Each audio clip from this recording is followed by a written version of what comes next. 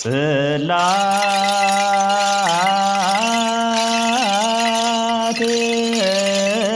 ዘሙሴ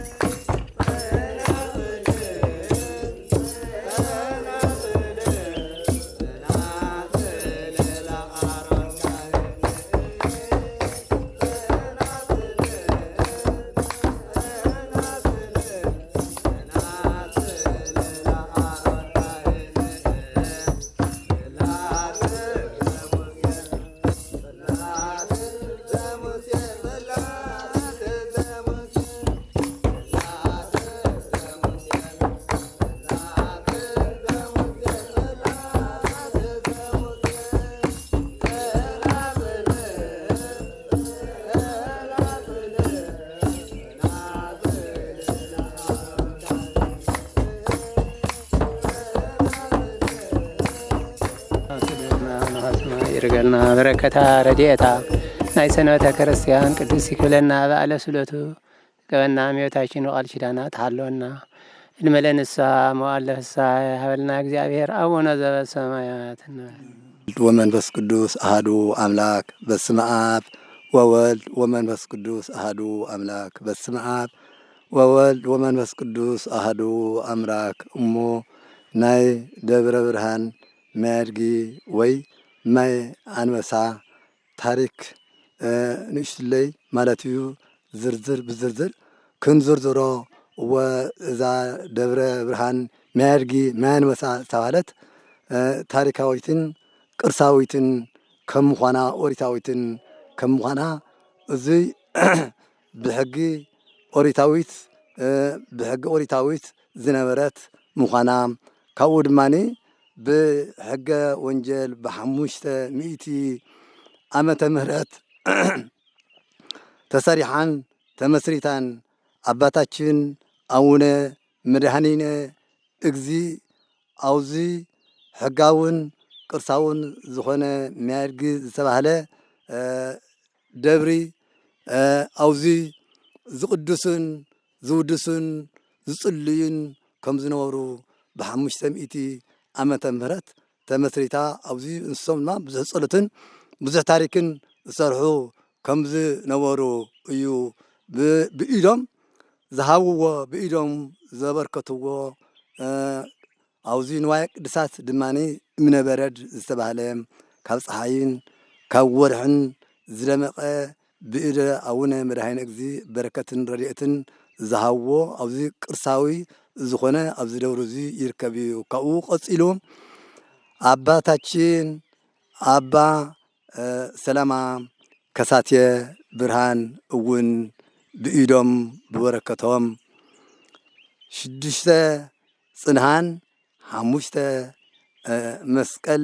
መንፊት ቅርሳዊ ዝኾነ በቲ ኢድ ናይ አባታችን አባ ሰላማ ከሳቴ ብርሃን ፍሬምናጦስ ዝተዋሃሉውን አወዚ አበርኪቶምን ሂቦምናን እዮም እዚ ቅርሳውን ታሪካውን ጥንታውን ዘብሎ እዚ ደብረ ብርሃን ማያድጊ ማያኖታ ዝተባሃለ በዞም ቅርስታት እዚኣቶም በዞም ሓድግታት እዚኣቶም ቅርሳውን ጥንታውን ገዳማውን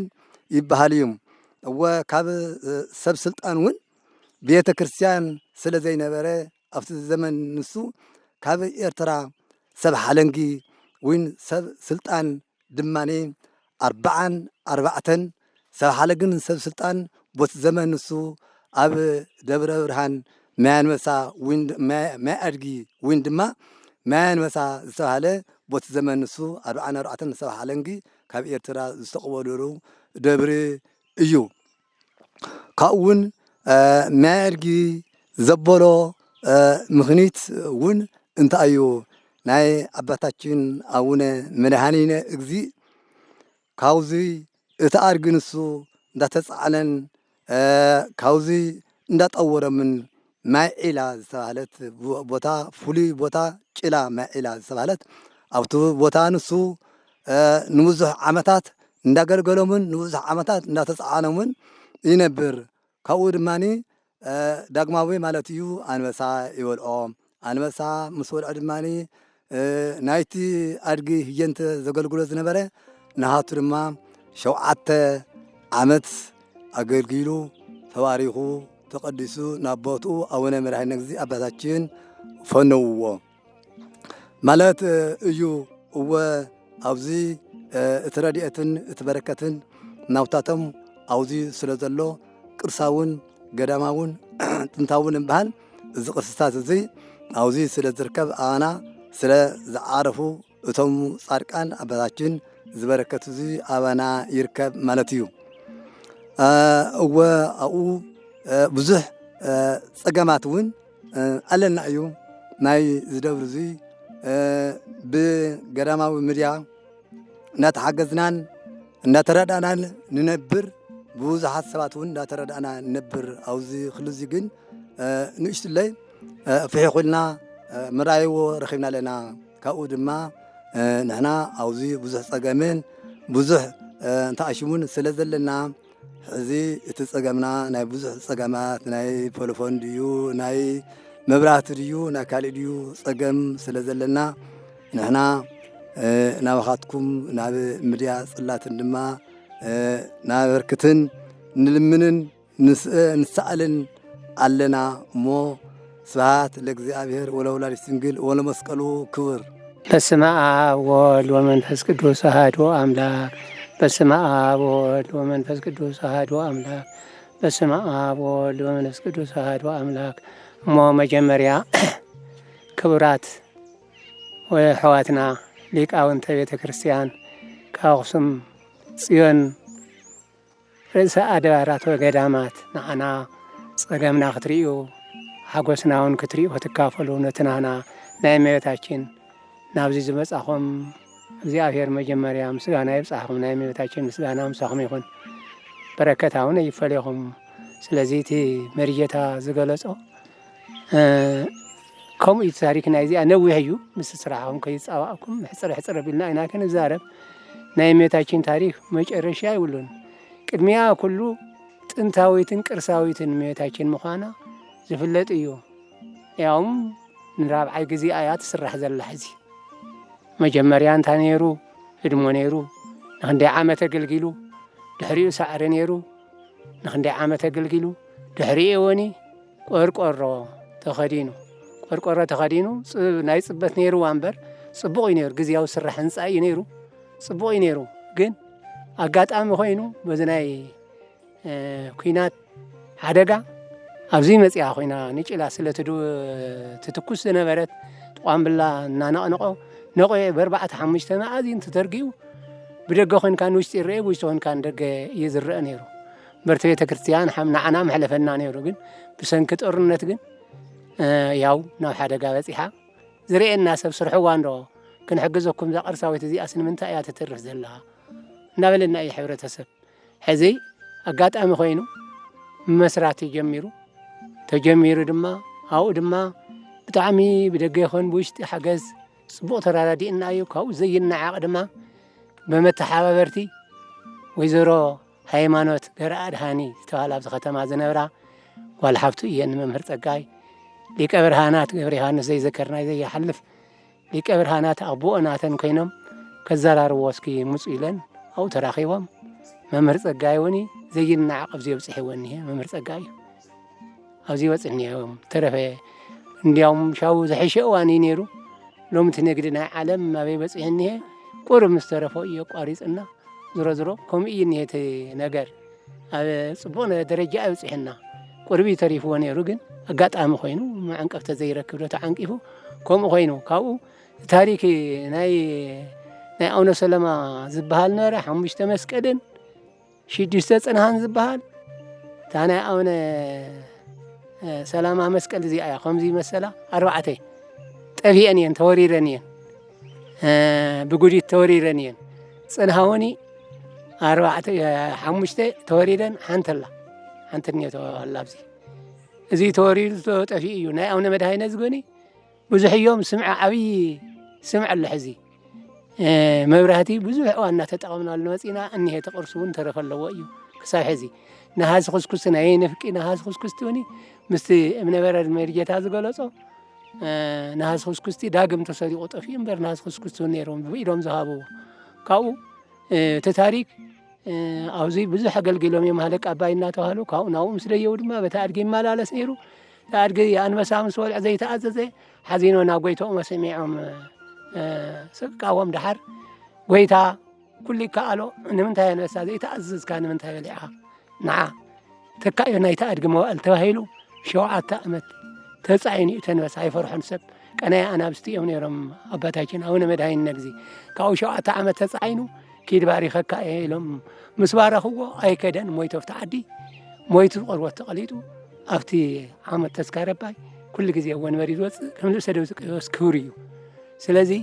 ከይነውሓኩም ተወሳኹን ዝውስኽሉ ስለ ዘለዉ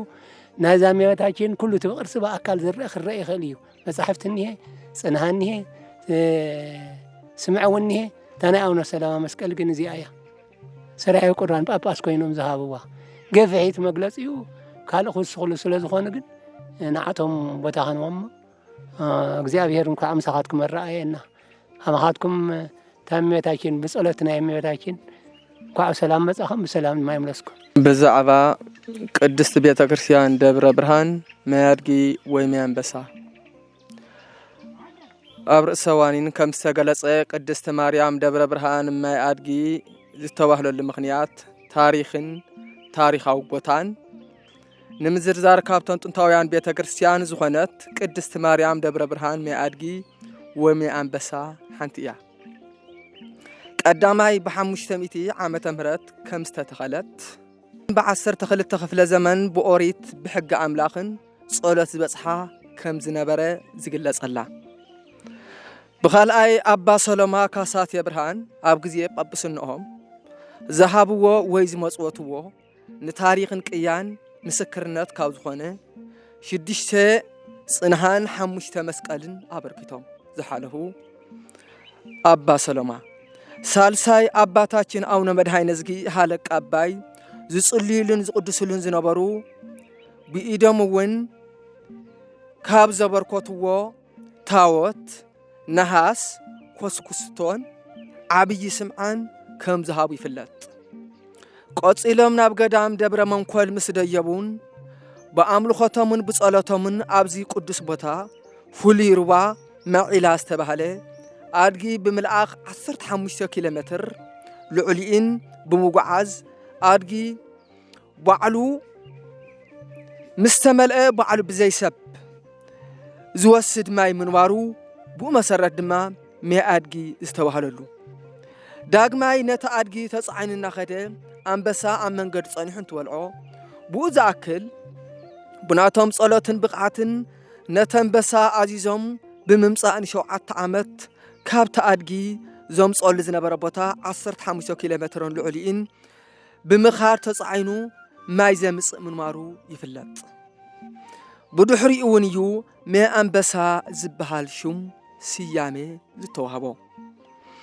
ራብዓይ እዚ መዓዝ ጥራይ ታሪኽ ኣብቲ ሽዑ ግዜ ቤተ ክርስቲያን ብዘይ ምንባሩ 44 ሰብ ሓለንጊ ወይ ሰበ ስልጣን ካብ ኤርትራ ኣብዚ ጥንታዊ ቤተ ክርስቲያን ከም ዝተቀበሩ ይፍለጥ። ሓምሻይ ናይዚ ቤተ ክርስቲያን እዚ ጥንታዊ ብምዃኑ ንመጀመርያ ግዜ ህድሞ ተሰሪሑ ምንባሩ። ንኻልኣይ ሳዕሪ ቤት እንትስራሕ ቆፂሉ ቆርቆሮ ተገሊዑ ዝተኸደነ ምንባሩ። ራብዓይ ኣብዚ ሕዚ ንሪኦ ዘለና ደረጃ ድማ በፂሑ ይርከብ። እዚ ድማ እዩ ካብ ባሕሪ ብጭልፋ ታሪኽን ዝበሃለሉ ቤተ ክርስቲያን። ሻድሻይ ብጣዕሚ ካብ ዘሐጉስ ጥንታዊትን ቅድስትን ታሪኻዊትን ብምዃና እንትንኮርዕ እንትንሕበንን ብጣዕሚ ካብ ዝሕዝን ድማ ብዙሕ ሰብን ማሕበረሰብን ዝተኸላ ቤተ ክርስቲያን ውሕድ ሰብ ሒዛ ብምትራፋ ኣብ ፀገም ትርከብ። ዝርዝር ፀገማታ እንትንዝርዝር ናይዛ ጥንታዊት ቤተ ክርስቲያን ቀዳማይ እዛ ቤተ ክርስቲያን እዚኣ ኣብ 2008 ዓመተ ምህረት ነቂዑ ክፈርስ ምስ በለ ህንፃ ንምሕዳስ ጀሚርና ብብዙሕ ሰብ እናተለመነ ገዳም ምድያው እናተሓገዝና መፂና ኣብዚ ንሪኦ ዘለና ደረጃ ክንበፅሕ እኳ እንተኽኣልና ንኻልኣይ ሕጂ ተሪፍና ዘሎ ናይዛ ቤተ ክርስቲያን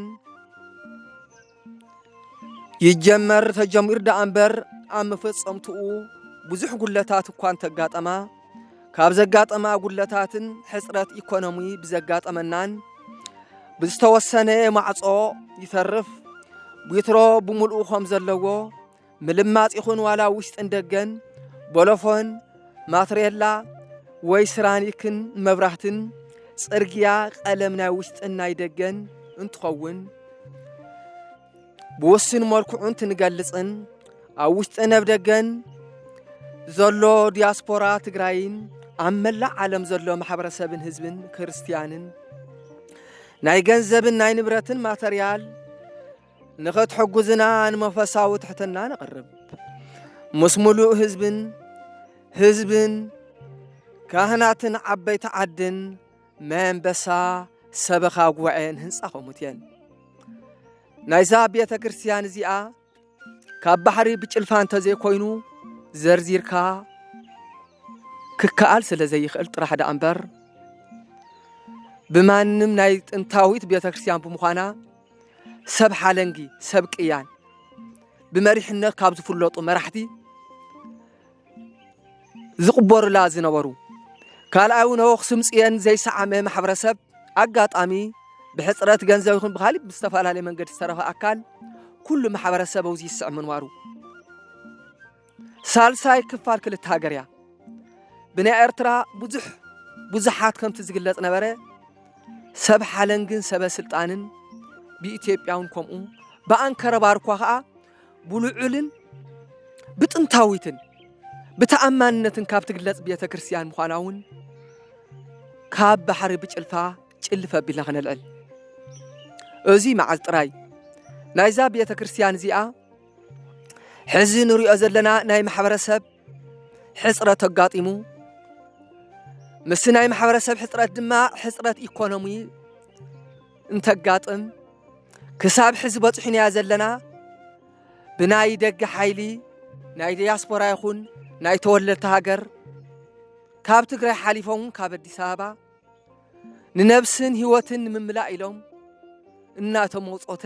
ዝተሰርሐ ዳ እምበር ናይ ማሕበረሰብ ናይዚ ከባቢ ሕፅረት ማሕበረሰብ ክሳብ ዘጋጠማ እንዳተሸፈነ ብምምፅኡ ነቲ ክሳብ ሕዚ ኣብዚ ደረጃ እዚ ክንበፅሕ ዝገበረልና ማሕበረሰብ ገጠር ይኹን ምስ ከተማ ካህን ይኹን ምስ ዓለም ምስግናና ወሰን የብሉን። ሕዚ እውን ኣብዚ ደረጃ እዚ ብምብፃሕና ምስጋና እኳ እንተሃለወ ነዛ ቤተ ክርስቲያን ጥንታዊት ቤተ ክርስቲያን እዚኣ ድማ መሊኣ ውቅብትን ጽብቕትን ምዕርግትን ታሪኻዊትን ኮይና ንኽትቅፅል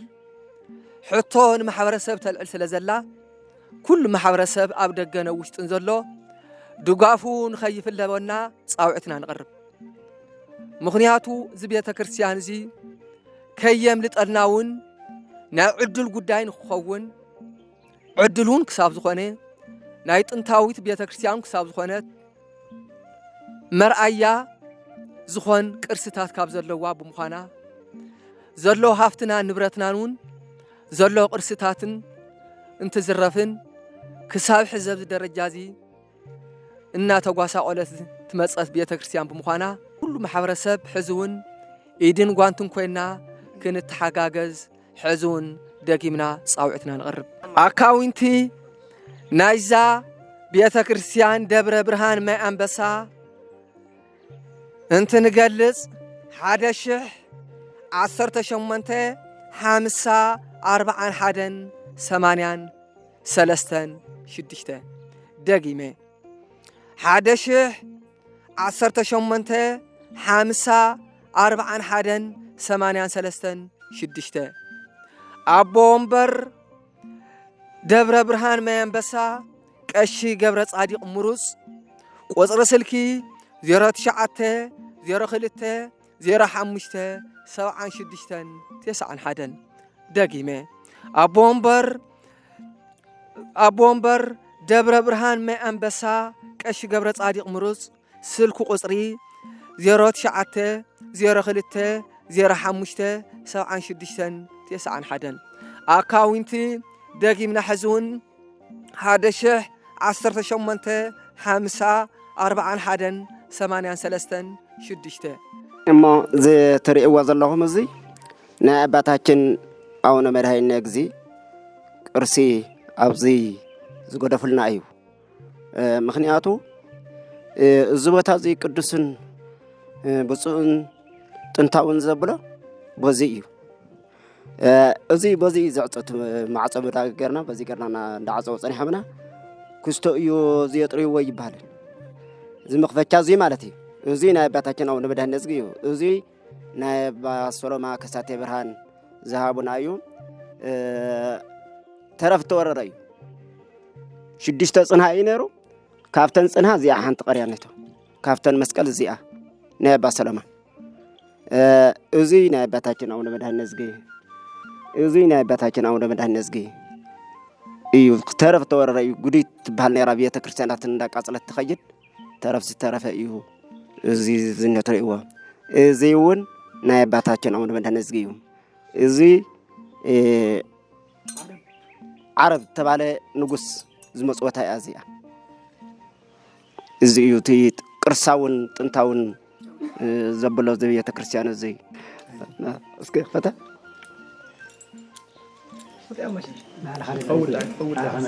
ኣይትኸውን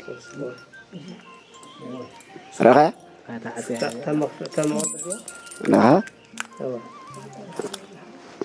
ፈት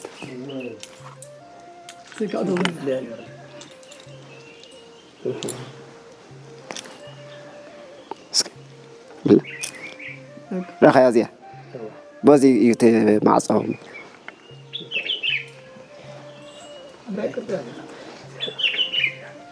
እሞቲ ዝዝነናሎ ቅድስቲ ምቋም ማህሌት ዝዝነ ትሪኦ ኣለኻ። እዚ በመልኦ ደቦቓ እዩ። ምንፃፍ የብሉ ግዛዕ የብሉ ኢና ነና ኩሉ ጠቕላላ ዝርያ መለስስ እቲ ሽግር ትሪኦ ዘለኻ እንታይ እዩ ዝወለደ እዩ ድኽነት እዩ። ናይ ህዝቢ ዋሕዲ እዩ። ኩላ ከምዚ ሓዳር ኣውፅእ ተብሎም የብለና በይንቶም ዝቐርዩ ሰብኣይን ሰበይትን በይና እዛ ቅድስቲ ቤተ ክርስቲያን ዘን ኩለን ኣድባራት እዚአን ተኪላተን ንባዕላ ግን በቃ ኣብ ዜሮ ኮይና ጥራሕ ካፍቲ እንዳበልና እምበር ምን ትሪኦ ኣለኻ ዝኩለይ ደቦቓ እዚ ምንፃፍ የለ ዋላ ማረፊያ እውን የለን። እንታይ እዩ ድኽነት ዝወለደ እዩ። ኩሉ በዘርያ መለስ እዚ ትሪኦ እዚ እቲ መብራህትና እውን ረእይዎ እቲ መብራህቲ እውን ሰላል ጎይታ ሊቀ ብርሃናት ያማዕረይ ተባለ ክልተ ምፅዮምልና ትሪኦ ኣለኻ ያው እንታይ ተጠቕሊሉ ተቐሚጡ እኒሀ በበይ ክበር ስለ ድኽነት ዝወለደ እዩ። እዚ ነረኸ እዚኣ ሰላርያ እንታይ ሞ ይኹን ምንታይ ተዝስራሕ ነይሩ ኣይንበለን። እዞም ኣንተ ወዳይ ኣባታችን ኣቡነ መድኃኒነ እግዚእ ዝበልናኩም ቅርሳዊ ኣብዚ ደብሩ ምዃኖም እዚኦም እዩ። ተንበሳ እዚ ትሪእዎ ኣለኹም 7 ዓመት ተገበረና ከዘለኩ ኣብዚ እኒሀ ትሪእዎ ዘለኻ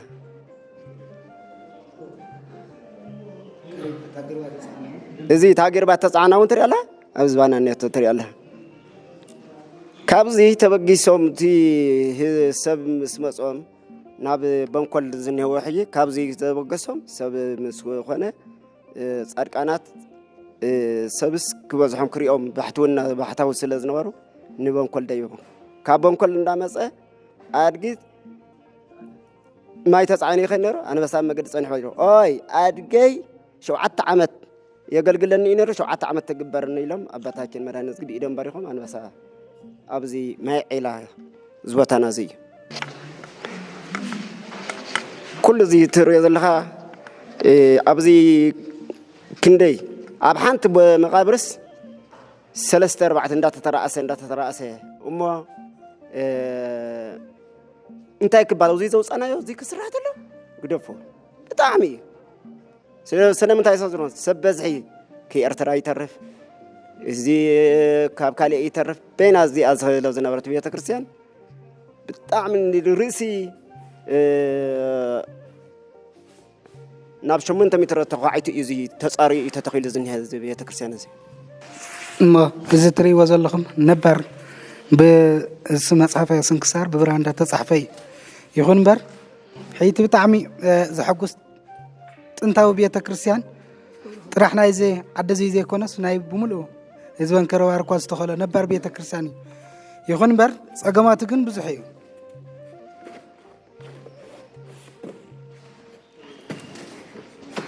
እዚ ትሪእዎ ዘለኹም እዚ ድማኒ መጽሓፈ ቅዳሴ ብብራንዳ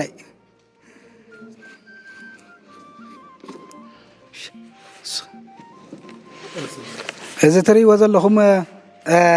መጽሓፉን መጽሓፈ ስንክሳር ነባር ናይ ቀደም መጽሓፈ ስንክሳር ብብራንዳ እዩ ማለት እዩ ካልኣይ ማለት እዩ እዚ ትሪእዎ ዘለኹም ኣብዚ ኒሄ ዓብዪ ብራንዳ መጽሓፉን ግብረ ሕማማት እዩ ነባር ናይ ቀደም ማለት እዩ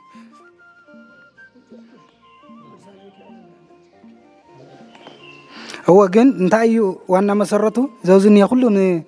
نقرألكم زلنا ناي كل بيت كريستيان بمخان ماتي قلنا ناي كل بيت كريستيان بمخان حي قلنا واحد كوين اختار في قبان مالتي كل هذا اللي حزب كريستيان ما كم زوجني مخني عنا يدهنا توهيل دع بيت كريستيان تطويل نيمبر زيهر نزيم مسرحوي ويكونه زع مناون تحقاقيزنا افتزو صحنا وصحي قبان مالتي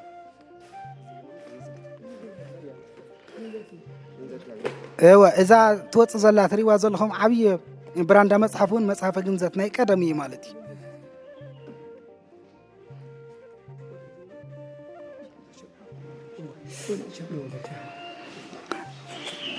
درو كم شكا صباح اللقاء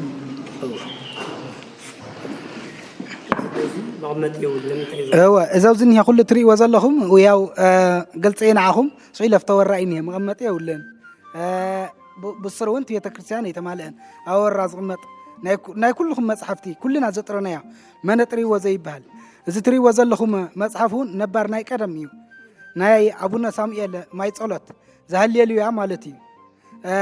اوزيون معرفهم مغلغالهم ابطا سوالا تغدلنا اوزي معرفهم مغلغالهم منمار ابزخا اوزيون ماي صلوت مهلاهم مالتي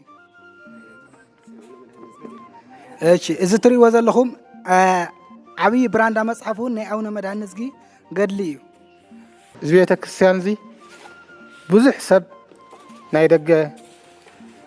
اب دغ زلو داسكورا اب دغ زلو كريستيان اب وشط عد زلو ابن كرواركا ملا كتما چلا بزح سب استواصو غيري استواصو خغبر تلغن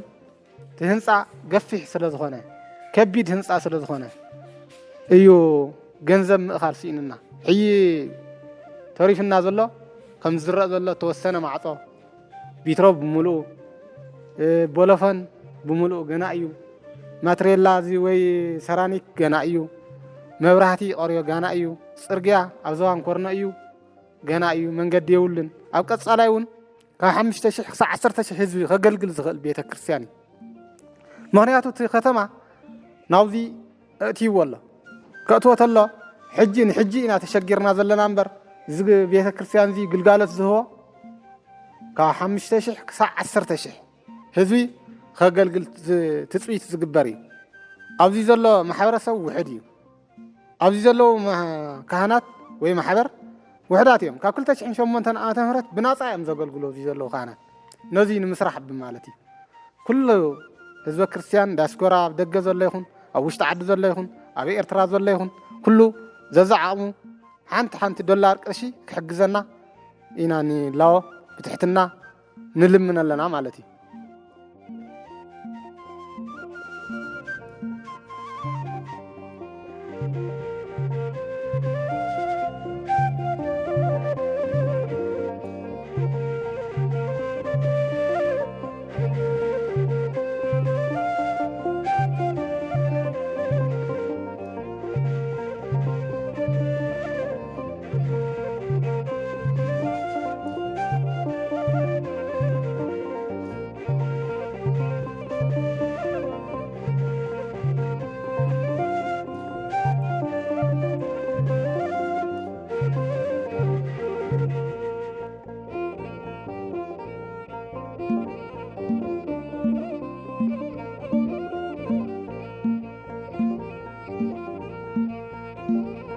ጽላተ